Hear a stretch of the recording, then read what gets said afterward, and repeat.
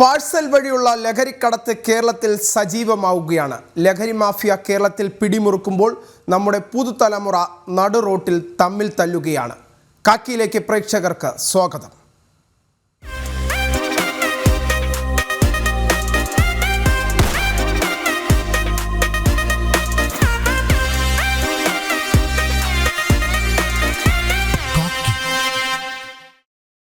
Paravur bus സ്റ്റാൻഡിൽ വിദ്യാർത്ഥികൾ തമ്മിൽ കൂട്ടത്തല്ല്.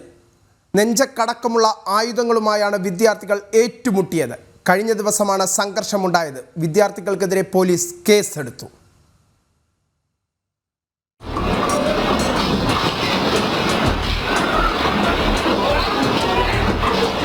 പറവൂർ പ്രൈവറ്റ് ബസ് സ്റ്റാൻഡിൽ വിദ്യാർത്ഥികൾ തമ്മിൽ ഏറ്റുമുട്ടുന്ന ദൃശ്യങ്ങളാണ് ഇപ്പോൾ പുറത്തു വന്നത്. വിദ്യാർത്ഥികൾ ഇരുവിഭാഗങ്ങളായി തിരിഞ്ഞ് ഏറ്റുമുട്ടുകയായിരുന്നു. യൂണിഫോം ധരിച്ച വിദ്യാർത്ഥികളെയും ദൃശ്യങ്ങളിൽ കാണാം. കഴിഞ്ഞ ദിവസങ്ങളിൽ പരീക്ഷ കഴിഞ്ഞു മടങ്ങിയ വിദ്യാർത്ഥികളാണ് സംഘർഷമുണ്ടാക്കിയതെന്നാണ് കരുതുന്നത്. ദൃശ്യങ്ങൾ സമൂഹ മാധ്യമങ്ങളിൽ പ്രചരിച്ചതോടെയാണ് സംഭവം ശ്രദ്ധയിൽപ്പെട്ടത്. കുട്ടികളുടെ കയ്യിൽ നെഞ്ചക്കടക്കമുള്ള ആയുധങ്ങളുമുണ്ട്. ദൃശ്യങ്ങൾ പ്രചരിക്കാൻ തുടങ്ങിയതോടെ പോലീസ് അന്വേഷണം ആരംഭിച്ചിട്ടുണ്ട്.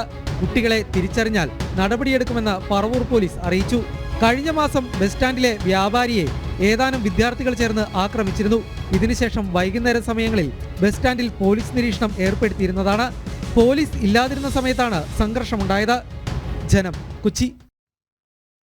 പാലക്കാട് നെന്മാറ ഇരട്ടക്കൊലപാതക കേസിൽ 15 ദിവസത്തിനുള്ളിൽ കുറ്റപത്രം സമർപ്പിക്കുമെന്ന് അന്വേഷണ സംഘം. കേസിലെ സാക്ഷികളുടെ രഹസ്യമൊഴി രേഖപ്പെടുത്തിയതിനു ശേഷം പ്രതി ചെന്താമരയ്ക്കെതിരെ ശക്തമായ കുറ്റപത്രം സമർപ്പിക്കാനാണ് പോലീസ് തീരുമാനം.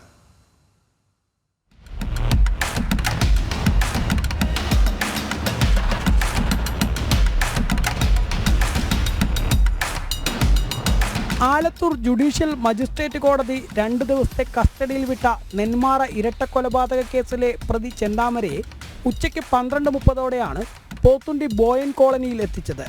ആദ്യം സുധാകരനെയും ലക്ഷ്മിയെയും വെട്ടിവീഴ്ത്തിയ റോഡിൽ ക്രൈം സീൻ പുനരാവിഷ്കരിച്ചു.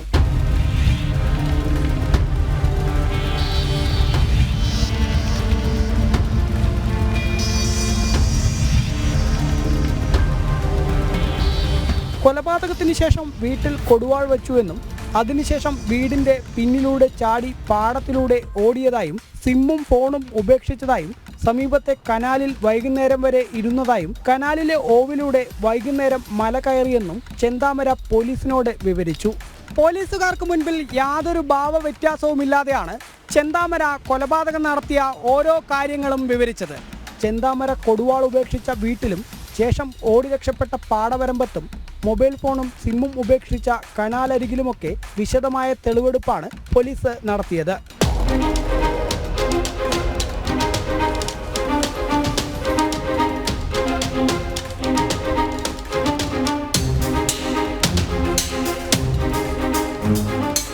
രണ്ട് ദിവസത്തെ കസ്റ്റഡിയിൽ ഇന്ന് ഉച്ചയ്ക്ക് 12 മണി മുതൽ നാളെ വൈകുന്നേരം 3 മണി വരെയൊക്കെയാണ് ബഹുമാനപ്പെട്ട കോടതി ഞങ്ങളുടെ കസ്റ്റഡിയിൽ തന്നത്.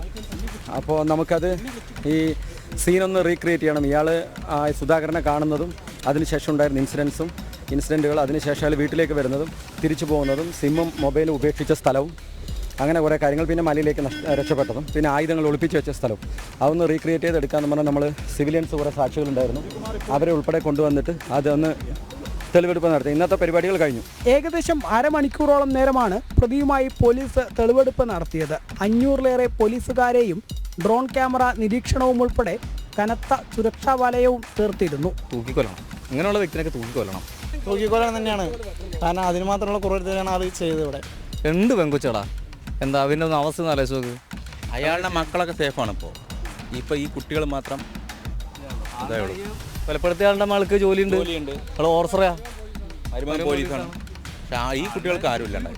നാട്ടുകാരിൽ നിന്നും വൈകാരിക പ്രകടനങ്ങൾ ഉണ്ടാവാതിരിക്കാൻ പൊതുജനങ്ങളെയും നിയന്ത്രിച്ചിരുന്നു.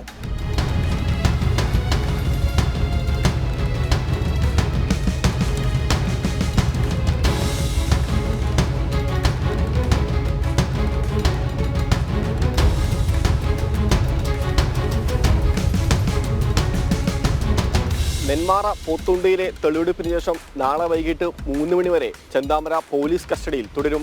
കസ്റ്റഡിയിൽ വെച്ച് പോലീസ് പാഴ്സൽ വഴിയുള്ള ലഹരിക്കടത്ത് തിരുവനന്തപുരത്തും കിഴക്കേക്കോട്ടയിൽ നിന്ന് 900 ഗ്രാമോളം കഞ്ചാവ് എക്സൈസ് പിടികൂടി. കഞ്ചാവ് എത്തിച്ചത് കൊച്ചിയിൽ നിന്നും പാഴ്സൽ വഴി.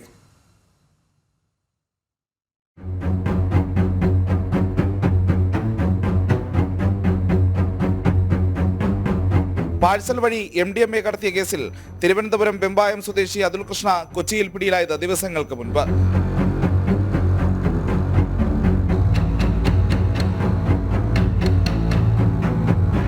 ചോദ്യം ചെയ്യലിൽ മറ്റൊരു പാഴ്സൽ കൂടി തനിക്ക് വരാനുണ്ടെന്ന് പ്രതി എക്സൈസിനോട് സമ്മതിച്ചിരുന്നു. ഈ പാഴ്സലാണ് ഇന്ന് Thiruvananthapuram Kizhakkekotta India post parcel ഓഫീസിൽ നിന്ന് എക്സൈസ് സംഘം കണ്ടെടുത്തത്. ഞാൻ ഈ വിവരം ഈ തിരുവനന്തപുരത്തുള്ള പാഴ്സൽ ഹബ്ബിലെ അതോറിറ്റിയെ അവർക്ക് രേഖാമൂലം ഇങ്ങനെ ഒരു പാഴ്സൽ വരുന്നുണ്ടെന്നും അത് ഒന്ന് വെരിഫൈ ചെയ്യുന്നതിന് വേണ്ടി ഹോൾഡ് ചെയ്യണമെന്നും പറഞ്ഞൊരു ലെറ്റർ കൊടുക്കുകയും അവർ പൂർണ്ണമായും അത് സഹകരിച്ചുകൊണ്ട് അത് ചെയ്യാമെന്ന് പറയുകയും ഇന്നലെ രാത്രി 12 മണിയോടുകൂടിയോ മറ്റോ ഈ പാഴ്സൽ വരികയും ആ വിവരം ഇന്ന് രാവിലെ 8 മണിക്ക് തന്നെ എൻ്റെ മൊബൈലിൽ അവിടെ നിന്ന് ഇൻറ്റിമേറ്റ് ചെയ്തതിൻ്റെ ഭാഗമായിട്ട് ഞങ്ങൾ ആ പാഴ്സൽ അവിടെ ചെന്ന് പരിശോധിച്ചു. ആ പരിശോധിച്ച പാഴ്സലിൽ വലിയ സിപ്ലോ കവറുകളിലായിട്ട് ഒരു 5 കവറുണ്ടായിരുന്നു. ആ 5 കവറിലും നല്ല ഫ്രഷ് ആയിട്ടുള്ള ഗഞ്ചാവായിരുന്നു. അതിൽ ടോട്ടൽ നമ്മൾ കഞ്ചാവ് മാത്രമായിട്ട് 897 ഗ്രാമാണ് റിക്കവർ ചെയ്തിട്ടുള്ളത്. ഷില്ലോങ്ങിൽ നിന്നാണ് ലഹരി മരുന്ന് എത്തിച്ചിരിക്കുന്നത്. അയച്ചയാളെയും അതുൽ കൃഷ്ണയെയും പ്രതിയാക്കി എക്സൈസ് കേസ് രജിസ്റ്റർ ചെയ്തു. സംഭവത്തിന് പിന്നിൽ കൂടുതൽ ആളുകൾ ഉണ്ടാകാനുള്ള സാധ്യതയാണ് എക്സൈസ് കാണുന്നത്. അതുകൊണ്ട് തന്നെ അന്വേഷണവും വ്യാപിപ്പിക്കാൻ ഒരുങ്ങുകയാണ് എക്സൈസ് സംഘം. ജനം, തിരുവനന്തപുരം. കോളേജ് പഠനകാലത്തുണ്ടായ തർക്കത്തിന് 2 വർഷത്തിന് ശേഷം യുവാവിനെ ജൂനിയർ വിദ്യാർത്ഥികൾ ആക്രമിച്ച സംഭവത്തിൽ പോലീസ് കേസെടുത്തു. വാരംപുറത്തിൽ മുന്നത്ത് ഹൗസിൽ മുനീസ് മുസ്തഫയെ ആക്രമിച്ച് പരിക്കേൽപ്പിച്ച സംഭവത്തിലാണ് 5 പേർക്കെതിരെ കണ്ണൂർ ടൗൺ പോലീസ് കേസെടുത്തത്.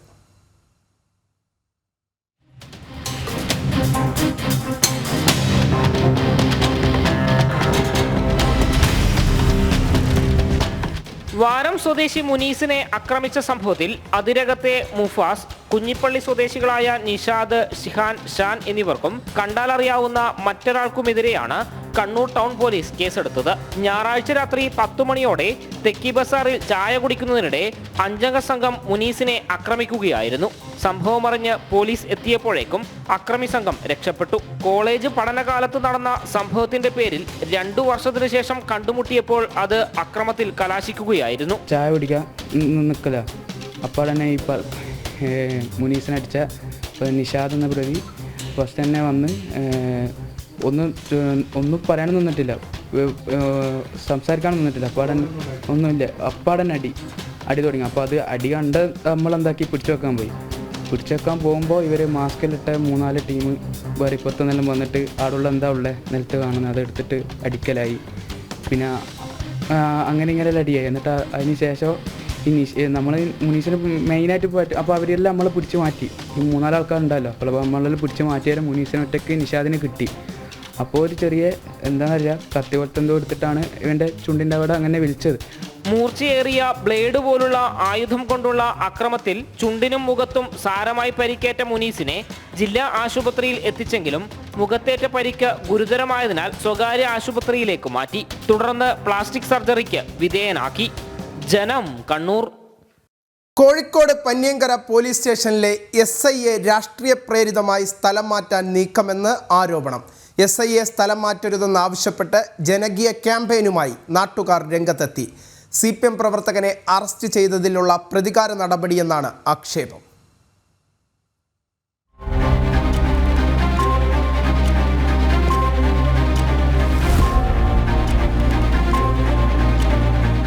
CPM പ്രവർത്തകർക്കെതിരെ നടപടിയെടുത്തതിന്റെ പേരിൽ പന്ന്യങ്കര SI കിരൺ ശശിധരനെ സ്ഥലം മാറ്റണമെന്നാവശ്യപ്പെട്ടുകൊണ്ട് CPM പ്രവർത്തകർ പന്ന്യങ്കര പോലീസ് സ്റ്റേഷനിലേക്ക് മാർച്ച് നടത്തിയിരുന്നു.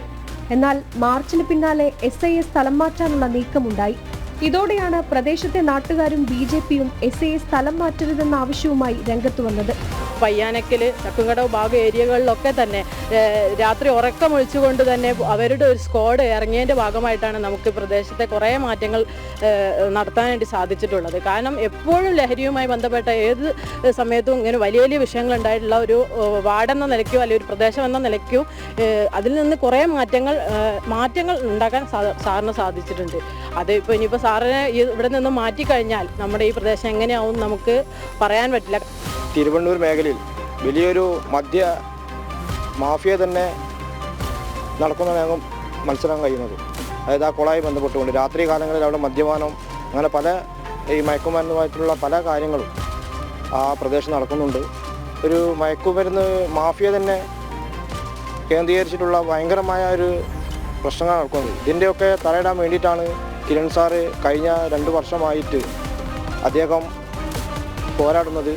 അദ്ദേഹത്തിന് എല്ലാ പിന്തുണയും ഭാരതീയ ജനതാ പാർട്ടി കോഴിക്കോട് സൗത്ത് മണ്ഡലം കമ്മിറ്റിയുടെ പിന്തുണ അദ്ദേഹത്തിന് ഉണ്ടാവും.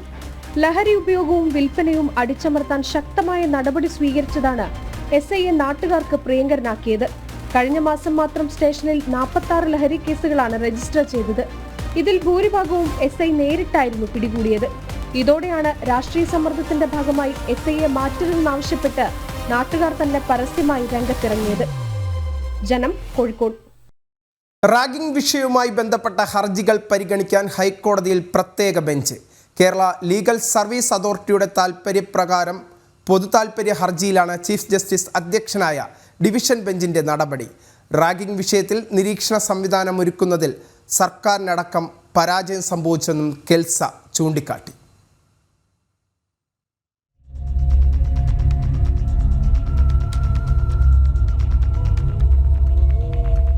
അടുത്തിടെ സ്കൂളുകളിലും കോളേജുകളിലും റാഗിംഗ് വർദ്ധിച്ച സാഹചര്യത്തിലാണ് പൊതുതാൽപര്യ ഹർജിയുമായി കേരള ലീഗൽ സർവീസസ് അതോറിറ്റി ഹൈക്കോടതിയെ സമീപിച്ചത്.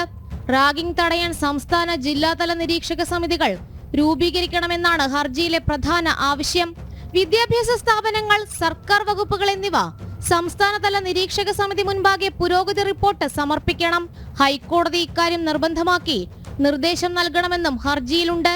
റാഗിംഗ് കേസുകളിൽ സർക്കാർ കർശന നടപടി സ്വീകരിക്കുന്നില്ലെന്നും കെൽസ ആരോപിച്ചു. മാർഗനിർദ്ദേശങ്ങളും നിയമങ്ങളും പൊതുജനങ്ങളിൽ എത്തിക്കാൻ ബോധവൽക്കരണ ക്യാമ്പയിനുകൾ ആരംഭിക്കണം. ഇതുവഴി റാഗിങ്ങിനെ പ്രതിരോധിക്കാൻ സാമൂഹിക പങ്കാളിത്തം വളർത്തുന്നതിന് സർക്കാർ നടപടികൾ കൈക്കൊള്ളണമെന്നും കെൽസ ആവശ്യപ്പെട്ടു. തുടർന്ന് റാഗിംഗ് വിഷയം പരിഗണിക്കാൻ പ്രത്യേക ബെഞ്ച് രൂപീകരിക്കാൻ ചീഫ് ജസ്റ്റിസ് ഉൾപ്പെട്ട ഡിവിഷൻ ബെഞ്ച് നിർദ്ദേശം നൽകി. കെൽസയുടെ ഹർജി നാളെ പ്രത്യേക ബെഞ്ച് പരിഗണിക്കും. അതിനിടെ പൂക്കോട് വെറ്ററിനറി സർവകലാശാലയിലെ സിദ്ധാർത്ഥന്റെ മരണവുമായി ബന്ധപ്പെട്ട് പ്രതികളായ വിദ്യാർത്ഥികൾക്കെതിരായ അന്വേഷണം ഈ മാസം 31-നകം പൂർത്തിയാക്കാൻ ഹൈക്കോടതിയിലെ മറ്റൊരു ബെഞ്ച് നിർദ്ദേശിച്ചു. വിദ്യാർത്ഥികൾക്ക് പഠനാനുമതി നൽകിയ സിംഗിൾ ബെഞ്ച് ഉത്തരവ് ചോദ്യം ചെയ്ത് മരിച്ച സിദ്ധാർത്ഥന്റെ അമ്മ നൽകിയ അപ്പീലിലാണ് നിർദ്ദേശം. അതേസമയം സിദ്ധാർത്ഥൻ കേസിലെ പ്രതികളായ വിദ്യാർത്ഥികളുടെ പ്രവേശന വിലക്ക് തുടരും. ജനം, കൊച്ചി. വധശ്രമക്കേസ് പ്രതി ആസാം പോലീസിന്റെ കസ്റ്റഡിയിൽ നിന്ന് രക്ഷപ്പെട്ടു. ആസാം സ്വദേശി മൊയ്നുൽ ഹഖാണ് രക്ഷപ്പെട്ടത്. ഇന്ന് പുലർച്ചെയാണ് സംഭവം. കണ്ണൂരിൽ നിന്ന് കസ്റ്റഡിയിലെടുത്ത പ്രതിയെ ട്രെയിനിൽ നിന്ന് ആസാമിലേക്ക് കൊണ്ടുപോകും വഴിയാണ് രക്ഷപ്പെട്ടത്. കണ്ണൂർ മലപ്പട്ടത്ത് സാമ്പത്തിക തട്ടിപ്പ് കേസിലെ പ്രതിയെ വീട്ടിൽ കയറി കീഴ്പ്പെടുത്തി പോലീസ്. മലപ്പുറം മങ്കട സ്റ്റേഷനിലെ ഉദ്യോഗസ്ഥർ ചേർന്നാണ് മലപ്പട്ടം അടൂർ സ്വദേശി സുഹൈലിനെ കസ്റ്റഡിയിലെടുത്തത്. ഉച്ചയ്ക്ക് 1:30യോടെയായിരുന്നു സംഭവം. സാമ്പത്തിക തട്ടിപ്പ് കേസിലെ പ്രതിയായ മലപ്പട്ടം സ്വദേശി സുഹൈലിനെ തേടിയെത്തിയതായിരുന്നു മങ്കട പോലീസ് സ്റ്റേഷനിലെ ഉദ്യോഗസ്ഥർ. വീട്ടിലെത്തിയ പോലീസ് സുഹൈലിനെ കസ്റ്റഡിയിലെടുക്കാൻ ശ്രമിച്ചെങ്കിലും വഴങ്ങിയില്ല. ഒടുവിൽ ബലപ്രയോഗത്തിലൂടെ ഇയാളെ കീഴടക്കി.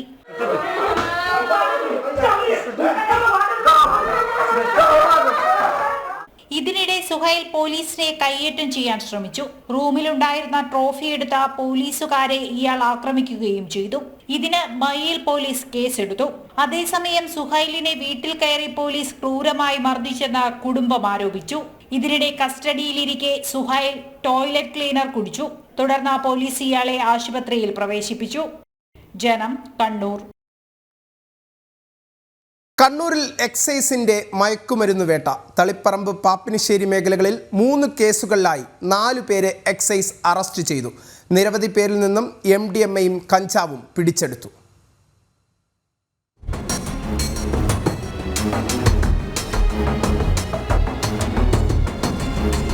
Pappinisseri excise inspector P Santhosh കുമാറും സംഘവും തുരുത്തിയിൽ വെച്ച് 6 ഗ്രാം MDMAയുമായി മെർലിവയൽ സ്വദേശി കേസിൽ ഷാഹിൽ, ഈന്തോട് സ്വദേശി വിഷ്ണു എന്നിവരെയാണ് പിടികൂടിയത്. പാപ്പിനിശ്ശേരി, അഴീക്കോട്, ഇരിണാവ്, വേളപുരം, ധർമ്മശാല, തളിപ്പറമ്പ് എന്നീ സ്ഥലങ്ങളിലുള്ള സ്കൂൾ, കോളേജ് കുട്ടികൾക്ക് മയക്കുമരുന്ന് വിതരണം ചെയ്യുന്നത് ഇവരാണെന്നാണ് വിവരം. രാത്രികാലങ്ങളിൽ കറങ്ങി നടന്ന് മയക്കുമരുന്ന് വിൽപ്പന നടത്തുന്നതാണ് ഇവരുടെ രീതി. പാപ്പിനിശ്ശേരി എക്സൈസിന്റെ മാസങ്ങൾ നീണ്ട അന്വേഷണത്തിനൊടുവിലാണ് പ്രതികൾ വലയിലായത്. Taliparamba excise circle inspector K ഷിജിൽകുമാറും സംഘവും ശ്രീകണ്ഠാപുരം വളക്കൈ നടുവിൽ ഭാഗങ്ങളിൽ നടത്തിയ റെയ്ഡിൽ വളക്കൈ പന്നിത്തടം എന്ന സ്ഥലത്ത് വെച്ച് 510 ഗ്രാം കഞ്ചാവുമായി പന്നിത്തടം സ്വദേശി MB മുഹമ്മദ് അൻസഫ് എന്നയാളെയും നടുവിൽ നടത്തിയ റെയ്ഡിൽ 450 ഗ്രാം കഞ്ചാവ് കൈവശം വെച്ച കുറ്റത്തിന് നടുവിലെ മിഥിലാജ് എന്നയാളെയും അറസ്റ്റ് ചെയ്തു. ജില്ലയിൽ വരും ദിവസങ്ങളിലും വ്യാപകമായി പരിശോധന നടത്താനാണ് എക്സൈസിന്റെ തീരുമാനം. ജനം, കണ്ണൂർ. വിദ്യാർത്ഥികളെ ലക്ഷ്യം വച്ച് ലഹരി മാഫിയ. വിദ്യാർത്ഥികൾക്ക് MDMA വിൽപ്പന നടത്തി വന്നയാൾ പിടിയിൽ. ഏലൂക്കര സ്വദേശിയായ മുഹമ്മദ് നസീഫിനെയാണ് വരാപ്പുഴ എക്സൈസ് സംഘം അറസ്റ്റ് ചെയ്തത്.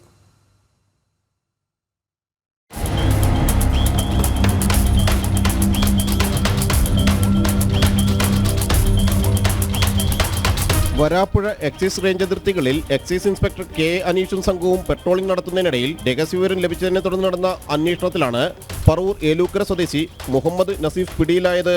ഇയാളിൽ നിന്നും MDMA പരിശോധനയിൽ കണ്ടെത്തിയതിനെ തുടർന്ന് കസ്റ്റഡിയിലെടുക്കുകയായിരുന്നു. പ്രതിയിൽ നിന്നും മയക്കുമരുന്ന് തൂക്കി വിൽക്കുന്നതിന് ഉപയോഗിച്ച electronic weighing machine, Ziploc plastic കവറുകൾ 3500 രൂപ, മൊബൈൽ ഫോൺ എന്നിവ കണ്ടെത്തി. യുവാക്കളിൽ വർദ്ധിച്ചുവരുന്ന ലഹരിയുടെ ഉപയോഗം തടയുന്നതിനായി എക്സൈസ് സംഘം പട്രോളിംഗ് കർശനമാക്കിയിരിക്കുകയാണ്. വിദ്യാർത്ഥികളെ ലഹരിയുടെ വലയിലാക്കാനുള്ള ശ്രമങ്ങൾക്കാണ് തടയിടുന്നത്. പ്രതിയെ പിടികൂടാൻ excise range Varappuzha inspector K Aneesh, assistant excise inspector NC Sajeev, preventive officer Aneesh K Joseph, Jose Raibi, Arun, വനിതാ civil excise officer Merlin George, excise driver Raju Jose എന്നിവരുമുണ്ടായിരുന്നു. കോടതിയിൽ ഹാജരാക്കിയ പ്രതിയെ ആലുവ സബ് ജയിലിൽ റിമാൻഡ് ചെയ്തു. ജനം, കൊച്ചി. മലപ്പുറം നിലമ്പൂർ മുണ്ടേരി വിത്ത് കൃഷിത്തോട്ടത്തിൽ അനധികൃത നിയമനമെന്ന പരാതി. 51 ഒഴിവുകൾ റിപ്പോർട്ട് ചെയ്തെങ്കിലും മാനദണ്ഡങ്ങൾ അട്ടിമറിച്ച് നിയമനം നടത്തുന്നു എന്നതാണ് പരാതി. പിൻവാതിൽ നിയമനത്തിന് പിന്നിൽ ഉദ്യോഗസ്ഥ രാഷ്ട്രീയ ലോബിയെന്നാണ് ആക്ഷേപം.